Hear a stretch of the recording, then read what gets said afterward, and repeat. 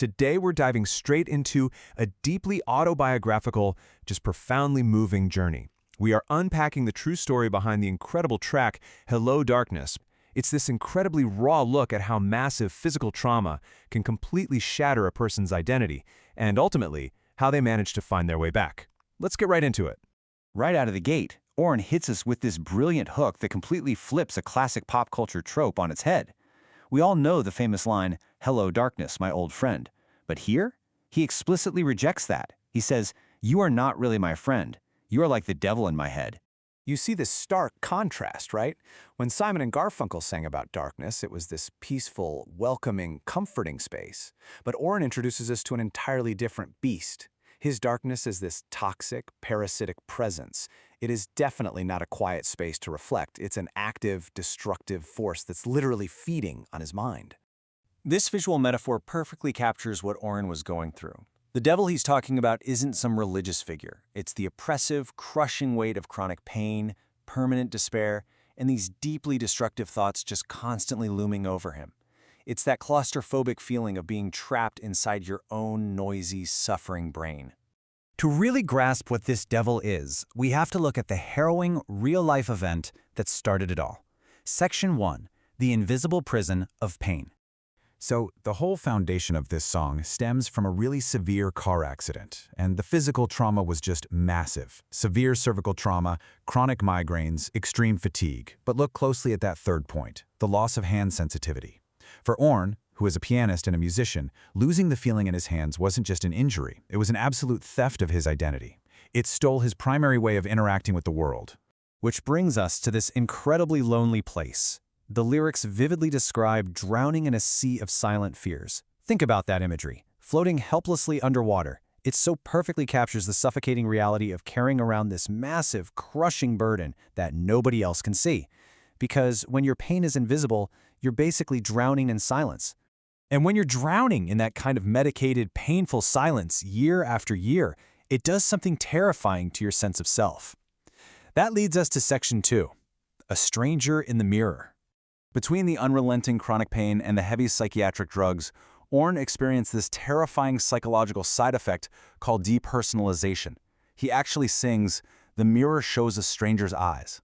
Looking in the mirror, he literally didn't recognize himself anymore. His identity felt shattered, completely replaced by this stranger shaped entirely by trauma and medication. And compounding all that internal chaos is the external judgment.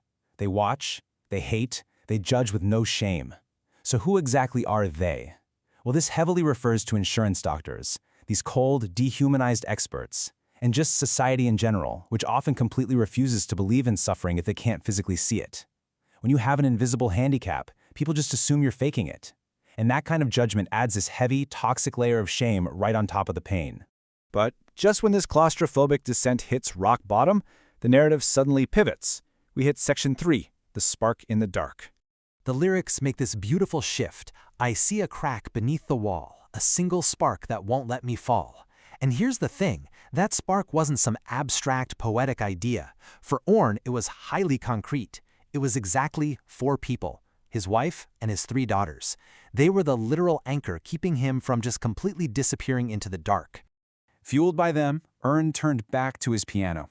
Music actually became his rehabilitation. Mentally, composing gave him a way to take that chaotic, screaming devil in his head and channel it into something structured. Physically, forcing himself to play again became this rigorous, grueling therapy to rebuild the damaged nerve pathways in his hands.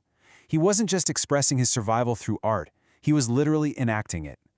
This incredible fight for physical and mental survival finally pulls us out of the shadows. Section 4, The Final Triumphant Roar.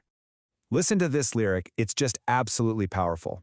I'm rising from the dust. It's not the end, it's just the rust. The metaphor of rust is so crucial here.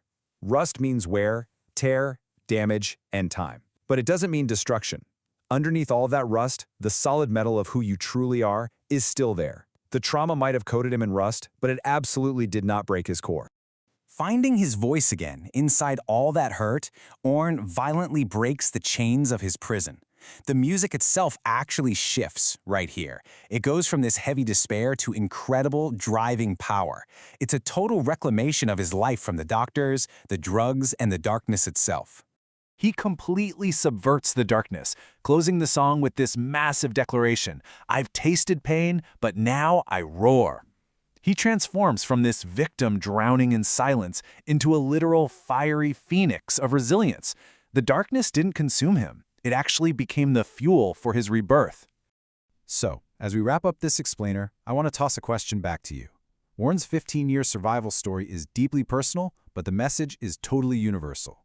What invisible pain or what rust are you carrying around right now?